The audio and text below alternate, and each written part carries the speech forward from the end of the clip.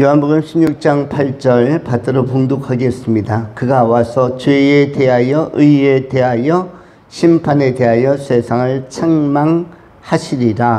아멘.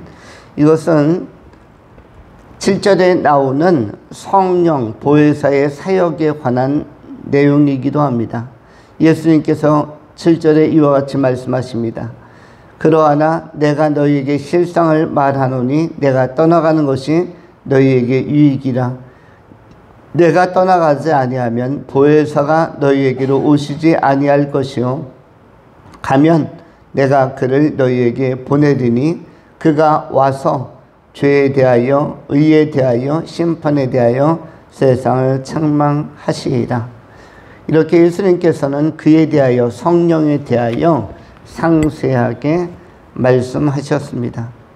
오늘은 우리가 죄에 대하여 의에 대하여 심판에 대하여 라는 제목을 가지고 하나님의 말씀을 전하겠습니다. 두 가지로 본문을 나누어 정돈합니다. 첫 번째, 바람이 있는 분, 바람이 있는 예수. 두 번째, 사랑이 있는 예수.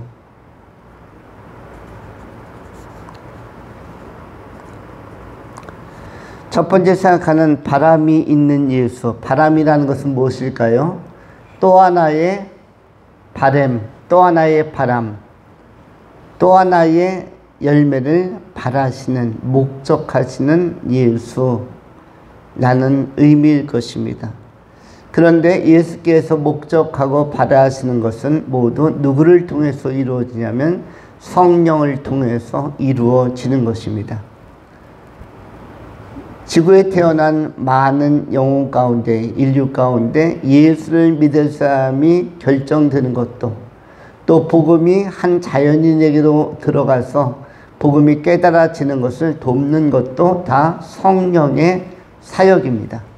또한 동시에 세상 멋모르고 살다가 복음을 깨닫고 회개하여 회개의 눈물을 흘리며 돌이킴에 있어서 이 깨닫는 것도 무엇이다? 성령의 사역인 것입니다.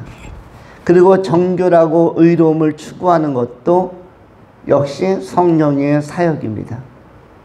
또 성령은 말할 수 없는 책망으로, 말할 수 없는 탄식으로 우리의 양심에 도전하시고 양심에 호소하시고 양심을 통해서 우리가 깨어나도록, 우리가 다시금 그리스도께로 돌아가도록 끊임없이 책망하시고 또 이러한 길을 이끌어 주시는 분이 성령이십니다. 그러므로 인간의 구원, 믿음의 생성 과정과 천국에 들어가는 것은 성령의 절대적이고 압도적인 사역이라고 할 수가 있습니다. 성령은 이 땅에 와 계신 살아계신 하나님이십니다. 성령을 통하여 예수께서는 하나님의 나라로 구원해서 들어가게 할 자, 이른바 택한 백성들, 예정된 백성들을 찾아내십니다. 이때 성령께서는 인간들에게 세 가지로 다가오신다라고 오늘 본문의 8절에 말씀하고 있습니다. 성령께서 와서 죄에 대하여 의에 대하여 심판에 대하여 세상을 책망하시리라. 본문에 나오는 8절의 맨 마지막의 단어가 책망이라는 단어인데 헬라어로 엘람코라는 단어입니다. 엘렘코. 이 엘렘코, 책망이라는 단어인데 이 책망을 받는 자마다 기회를 얻게 되어지는데 어떤 기회? 회개할 기회, 죄를 깨달을 기회, 하나님 앞에 설 기회, 하나님 앞에 복음을 맛볼 기회, 하나님 앞에 나아갈 기회, 천국 들어갈 기회를 바로 엘렘코, 책망받는 자에게만 이 기회가 주어집니다. 왜냐하면 예수 안 믿는 사람들, 복음을 안 받아들이는 사람들에게는 성령께서 책망조차 하지 않습니다. 왜 책망을 하지 않는가? 물론 굉장한 안타까움을 가지고 복음을 깨닫고 복음을 받아들이기를 바라시지만 그러나 마음문을 닫아버리는 사람들은 양심의 화인을 맞기 때문에, 양심이 무감각해지기 때문에, 화인이라는 것은 잘 아시는 것처럼 피부가 불에 타고 나서 나중에 아물게 되어질 때 그 된 자국이 감각이 없어지는 이런 형태가 바로 화인이라는 것입니다. 우리말로 번역하면 불도장이죠. 여러분, 굉장히 옛날에는 어깨에 그 주사를 맞았는데, 예방주사 가운데 홍역을 피하려고 하는 주사들, 결정적으로 세균 침투를 막으려고 하는 그 예방주사 가운데 어깨에다가 크게 자국을 내는 이른바 우두라고 하는 큰 불주사를 놓는 시기가 있었습니다. 그런데 그때 이 불주사라고 하는 것은 주사 바늘을 불에다가 데웁니다. 불로 달궈요. 이른바 소독한다는 것이죠. 옛날이라고 한 것은, 옛날에는 주사 바늘 하나 가지고 돌려 쓰고 한 사람에게만 넣고 주사를 꽂고 뺀 다음에 버리는 것이 아니라 여러 사람에게 돌려서 그 주사기로 다시 놓기 때문에 불로 소독을 하는, 그래서 불주사라고도 이야기하는데, 그때 이 어깨에다가 굉장히 아주 확실한 표를 찍어 놓습니다. 이럴 때 그 상처가 아물면서 조금 튀어나오기도 하고 이렇게 그 딱딱한 근육으로 바뀌기도 합니다. 불에 데웠던 이 상처 자국은 감각이 없어집니다. 그래서 다른 피부처럼 예민하지가 않고 좀 둔감해지는 상태가 되는데, 화인 맞은 사람들이라고 성경이 기록하고 있는 것은 예수를 안 믿는 사람들이 죄에 너무 찌들다 보니까 완전히 그 양심이 타락의 정도가 심해서 회복이 불가능한 정도로 기능이 마비되고 상실된 상태, 이것을 양심에 화인 맞았다라고 이야기하는데, 그래서 성령의 책망조차 책망으로 느끼질 못하는 것입니다. 그러나 예수를 믿는 사람들, 복음을 받아들이는 사람들은 성령의 작은 책망에도 소스라치게 놀라고 또 동의하고 공감하면서 내가 잘못했구나, 내가 돌이켜야겠구나, 내가 원점으로 제자리로 돌아가야겠구나, 이른바 회개를 제대로 할 수가 있는 것입니다. 엘렘코, 책망이라는 것은 그러므로 은혜 안에 있는 사람들에게만 주어지는 것이요, 그리고 선택된 사람들에게만, 택함 받은 사람들에게만 엘렘코가 제대로 작동하는 것입니다. 성령께서 우리의 허탄한 삶이나 우리의 죄된 삶에 대해 책망하실 때 그것을 민감하게 깨닫는 사람들이 복이 있는 사람들입니다. 죄는 인간이 다 짓습니다. 실수도 다 할 수 있습니다. 우리에게는 연약함이 있습니다. 많은 연약함이 우리에게 내재되어져 있습니다. 저는 오늘 죄와 벌이라는 책을 한 번 더 읽었습니다. 그런데 그 주인공이 정말 이유를 설명할 수가 없을 만큼 경각간에, 부지불식간에 전당포에 있는 한 노파를 도끼로 살해를 합니다. 그런데 이유는 딱 한 가지였어요. 이 청년 대학생은 너무너무 가난하고 어려웠는데 전당포 할머니는 너무나 돈을 많이 버는 것 같다, 폭리를 취하는 것 같다, 그리고 너무나 인색하다, 그래서 순간적으로 분노가 치밀어서 그 할머니를 도끼로 살해하고, 그리고 그 여동생이 비명을 듣고 뛰어오르는 것을 보면서 그 여동생은 신앙도 좋은 사람이었는데 그 사람도 도끼로 역시 쳤습니다. 이 대학생이. 그래서 두 사람을 전당포에 앞에서 동시에 살해하고 그것을 위장하려고 이 사람이 도주하게 되어지면서 양심의 가책을 느끼는 장면이 이 소설의 내용으로 나와 있습니다. 그리고 나중에 소냐라는 한 그 가난하지만 아주 청순한 그 소녀를 도와주다가 사랑에 빠져서 자기가 죄진 것을 다 이실직고하고 8년형을 받고 시베리아의 형무소로 수감이 되어서 갑니다. 그런데 놀라운 것은 이 소냐라는 여성이 잘 다녀오십시오. 8년 동안 교도소 생활 잘하고 나중에 건강하게 봅시다. 이렇게 하진 않고요. 자기도 집을 꾸려서 교도소 앞에까지 갑니다. 그래서 교도소 앞에 방을 하나 얻어가지고 초라한 방을 얻어서 매일 면회를 가요. 매일 면회를. 언제까지?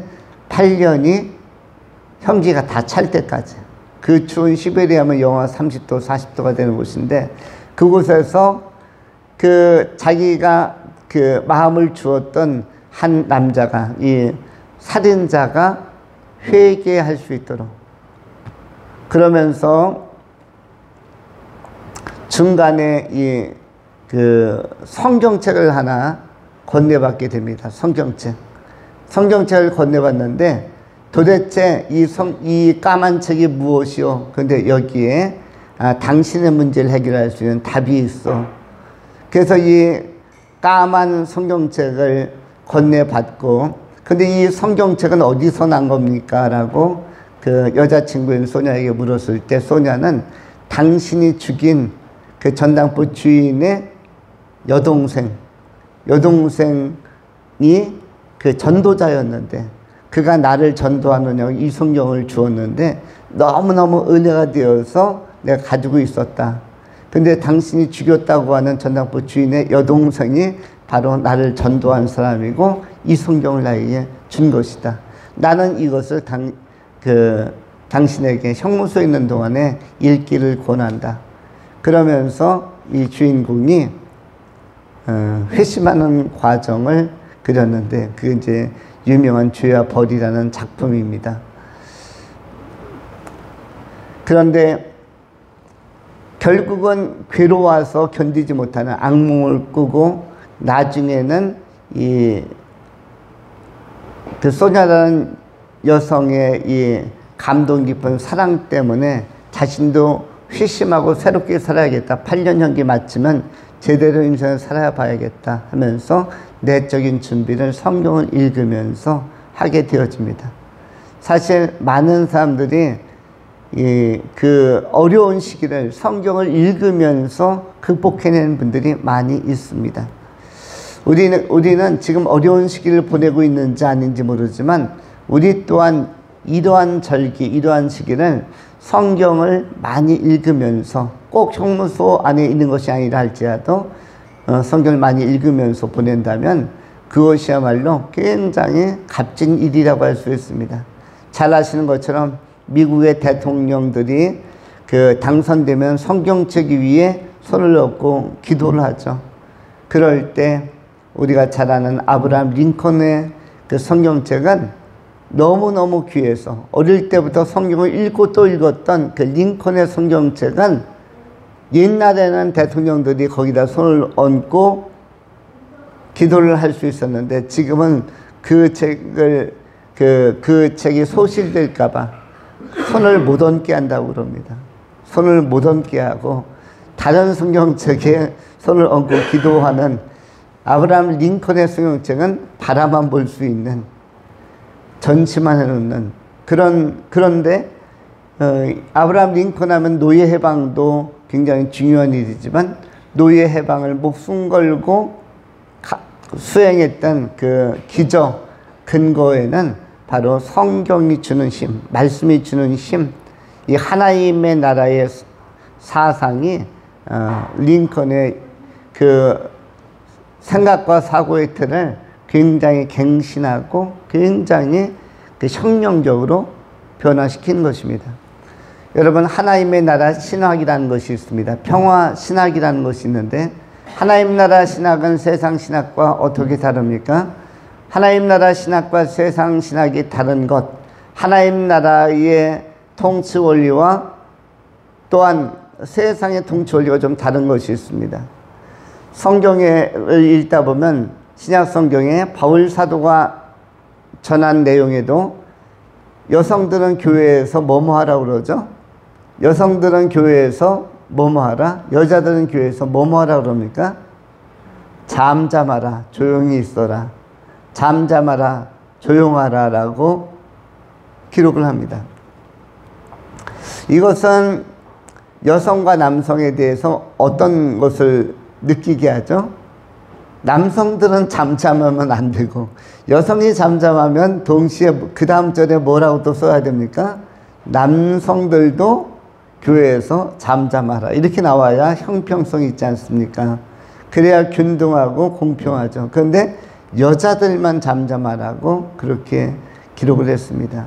그래서 보수적인 교단에서는 아직도 신학적으로 보수극을 선택하고 있는 교단에서는 여성의 목사 안수, 장로 안수를 지금도 반대하고 있습니다. 특별히 합동측 교회라든지 이런 그 보수적 신학에서는 여성의 목사 안수는 반대합니다.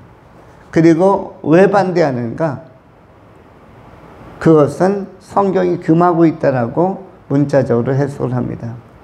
여성이 교회에서 잠잠하라고 했는데 여성이 목사가 되면 설교를 할 것이며 기도를 할 것이며 강론을 할 것인데 이것은 성경을 위반하고 배치하는 성경과 상반된 그런 가르침이 아니냐. 그런 시도는 하면 안 된다. 이것을 가지고 밀고 나갑니다. 그래서 여성들은 목회자가 될 수 없고 전도사님까지만 할 수 있다. 그런데 통합적 교회는 이것을 어떻게 했습니까? 지금부터 한 30년 전에 그 교단의 헌법을 바꿔가면서 투표를 한 결과 여성의 목사 안수, 장로 안수를 허용을 했습니다. 허락을 했습니다. 그런데 통합적 신학은 무엇을 기반으로 했기 때문에 여성의 목사 안수를 허용을 했을까요? 그것은 뭐냐면 바로 지금 이야기한 하나님 나라의 신학. 하나님의 나라의 신학이라는 건 뭐냐면 성경이 지상에서의 펼쳐진 구약과 신약에서 펼쳐진 하나님의 백성들과 하나님 안에서의 관계 그리고 역사들이 계시되고 그 언약들이 기록된 것이라면 하나님의 나라는 이미 구원받은 자들이 들어오는 나라인데 하나님 나라에서는 흑인이나 백인이 차별이 없고 남자와 여자가 차별이 없고 어른 아이와 어른이 차별이 없고 하나님 나라는 노예와 상전이 차별이 없고 모두가 구원받은 하나님의 백성, 하나님의 시민으로 자리하기 때문에 그렇기 때문에 모두가 진정한 형평과 공평과 공의를 이룬다라고 해석을 한 것입니다. 그렇다면 이제 우리는 십자가와 부활을 경험한 자로서 하나님의 시민권을 가지고 하나님 나라의 백성, 하나님 나라의 통치 체계 안에서 결정해야 되기 때문에 그렇기 때문에 노예는 어떻게 해야 되고 해방해야 하고 하나님 나라에선 노예와 주인이 이것이 동일하기 때문에 노예가 따로 없고 주인이 따로 없고 구원받은 노예는 하나님의 종일 뿐이고 하나님의 자녀일 뿐이고 또한 주인은 구원받은 주인도 역시 동등한 하나님의 백성이고 구원받지 못한 주인이라면 상종이라면 아무 의미가 없고 그렇기 때문에 하나님 나라에서는 모두가 동일하고 공평하다. 남자와 여자도, 주인과 상전도, 흑인과 황인과 백인도 다 공평하고 동등하고 대등하다.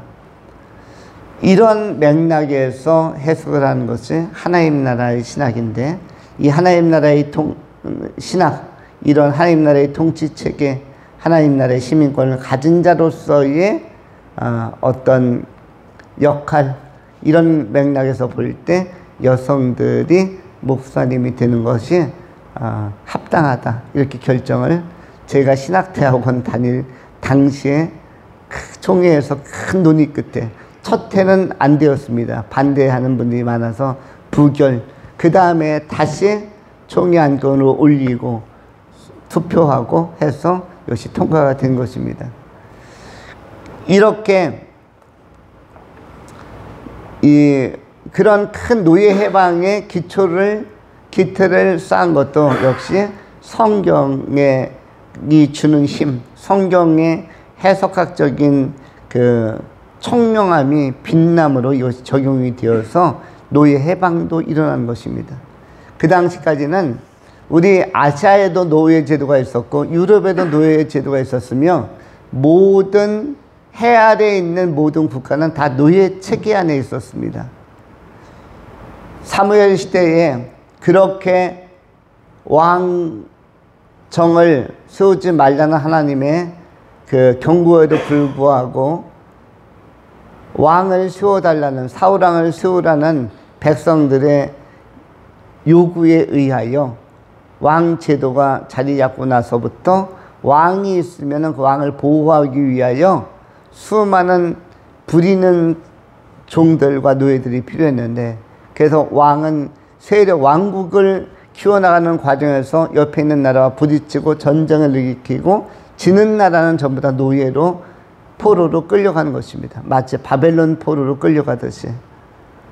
일본과 한국이 항쟁을 해서 우리가 지면은 우리가 일본에 징용도 가고 이렇게 노예처럼 여러 가지 역할을 하는 것처럼, 우리가 청나라와 전쟁을 펼쳐서, 청나라나 또 몽고와 전쟁을 펼쳐서 우리가 지면은 우리가 그쪽에 가서 굉장히 많은 수모를 당해야 되는 것처럼, 이런 것이 전 세계에, 우리 미국에만 있었던 것이 노예제도가 아니라 전 세계가 다 노예제도가 있었습니다.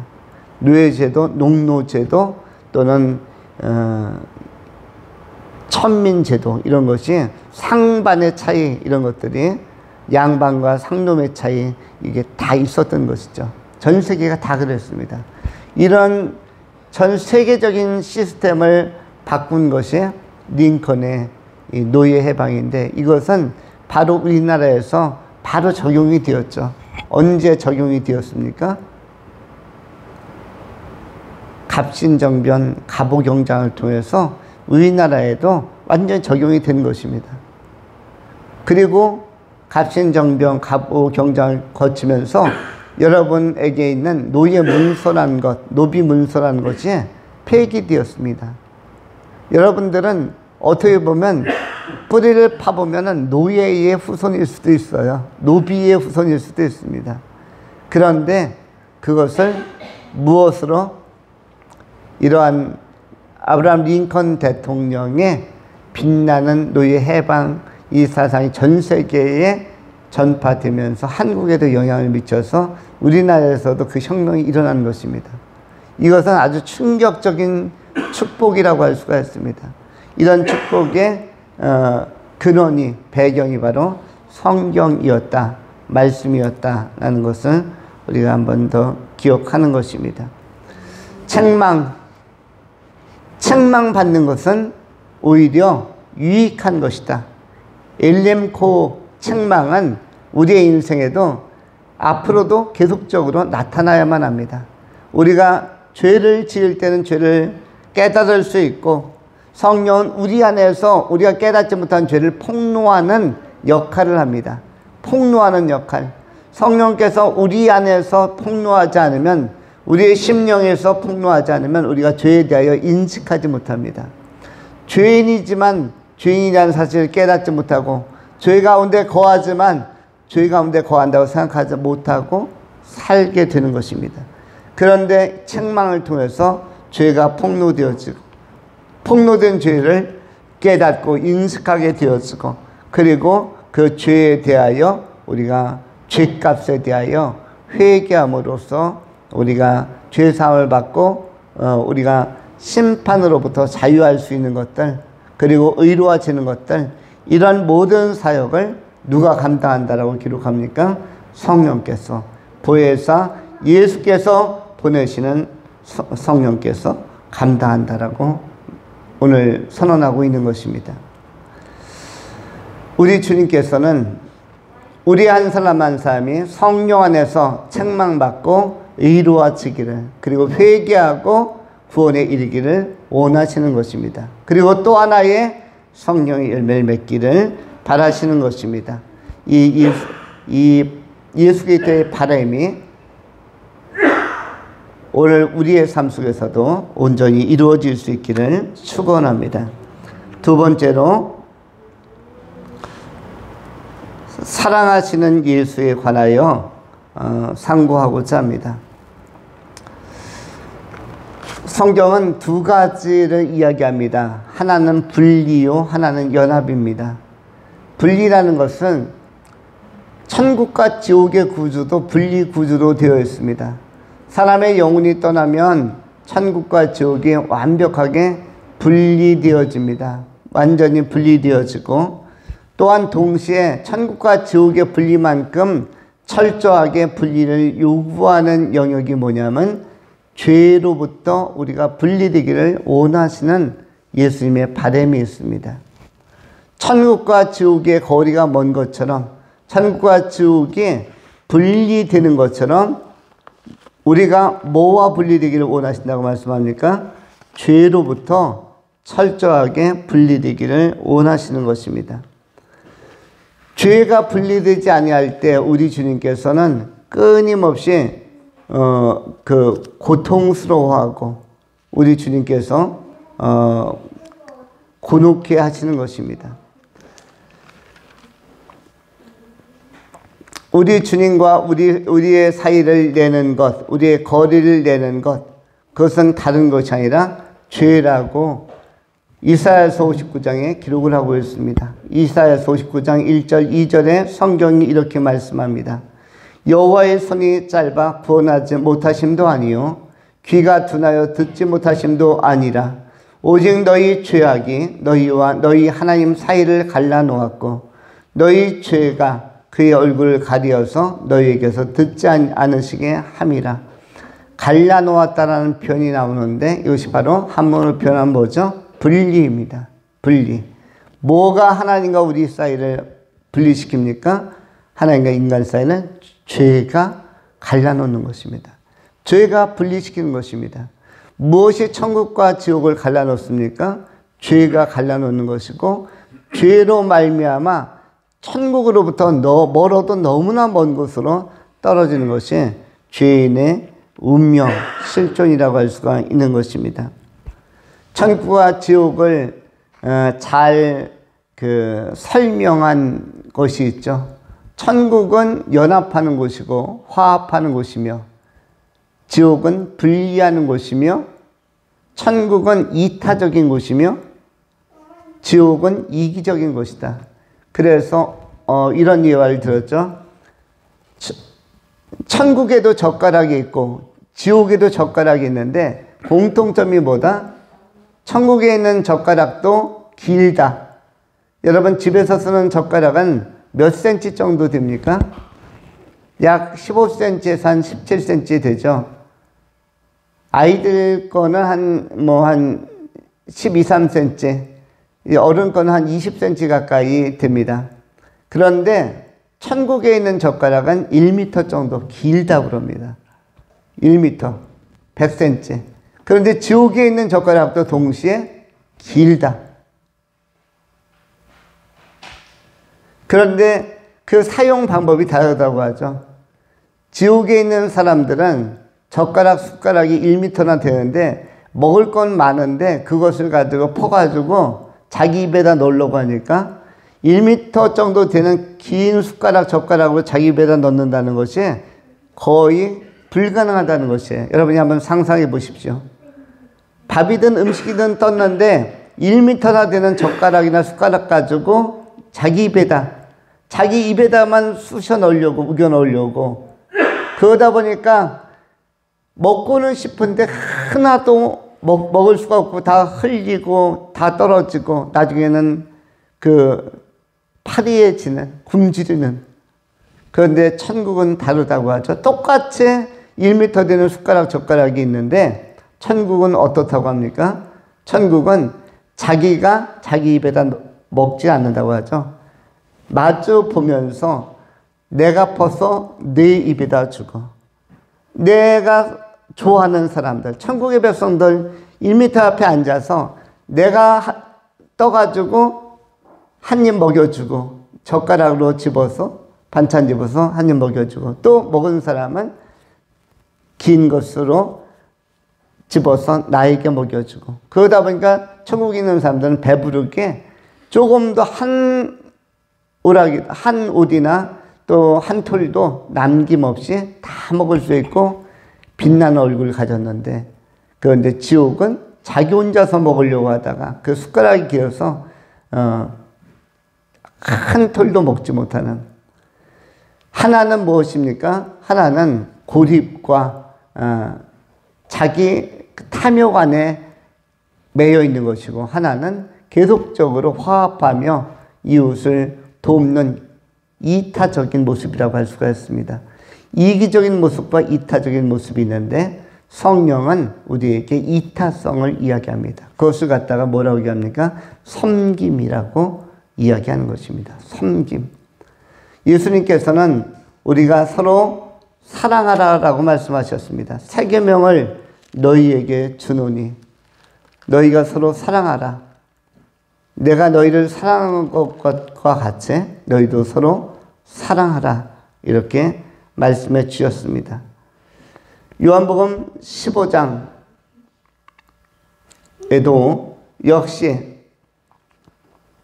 12절에 이렇게 말씀합니다. 내 계명은 곧 내가 너희를 사랑한 것 같이 너희도 서로 사랑하라는 이것이니라. 사람이 친구를 위하여 자기 목숨을 버리면 이보다 더 큰 사랑이 없나니 너희는 내가 명하는 대로 행하면 곧 나의 친구라. 예수님의 계명은 내가 너희를 사랑한 것 같이 너희도 서로 사랑하는 이것이라고 말씀해 주셨습니다. 천국형 인간은 화합하는 인간이며 화목하는 인간이며 이타적인 인간이며 섬기는 인간이라는 사실을 알려주고 있는 것입니다. 우리는 예수 그리스도 안에서 연합하고 사랑 안에서 연합할 필요가 있습니다.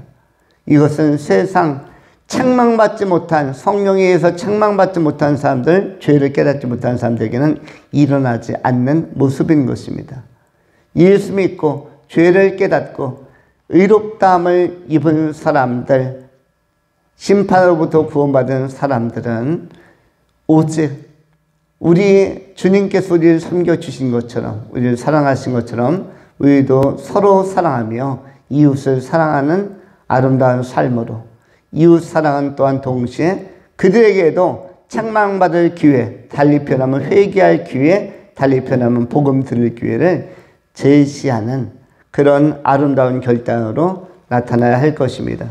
다니엘서 12장에 기록된 말씀과 같이 아름다운 약속, 12장 1절로 3절에 성경이 이렇게 기록을 합니다. 그때 네 민족을 호위하는 큰 군주 미가엘이 일어날 것이요 큰 환란이 또 있으리니 이는 개국 이래로 그때까지 없던 환란일 것이며 그때 네 백성 중 책에 기록된 모든 자가 구원을 받을 것이라. 땅의 티끌 가운데서 자는 자 중에서 많은 사람이 깨어나 영생을 받는 자도 있겠고 수치를 당하여서 영원히 부끄러움을 당할 자도 있을 것이며 3절 지혜 있는 자는 궁창의 빛과 같이 빛날 것이요 많은 사람을 옳은 대로 돌아오게 한 자는 별과 같이 영원토록 빛나리라.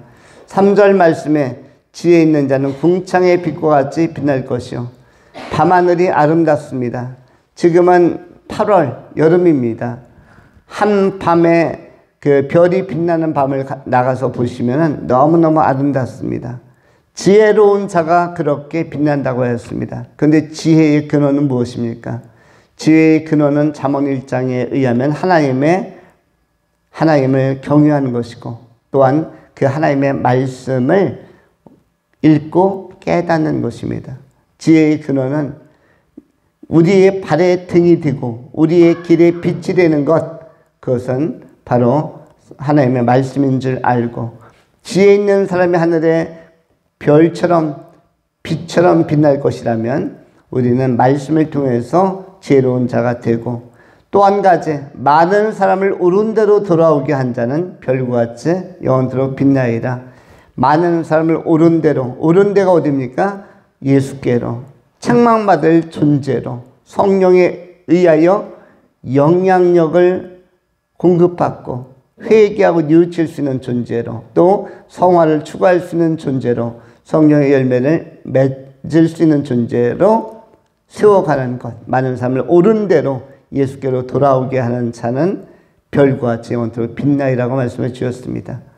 그러므로 우리가 한편으로서는 말씀을 통해서 우리의 존재를 지혜롭게 내면하는 일을 계속적으로 감당하고, 외적으로는 복음을 전파함으로 말미암아 많은 생명들이 엘렘코의 역사, 성령에 의해서 책망받고 회개하고 구원을 얻는, 거듭날 수 있는 이 전도의 귀한 사역에 우리가 또한 힘쓸 수 있기를 축원합니다.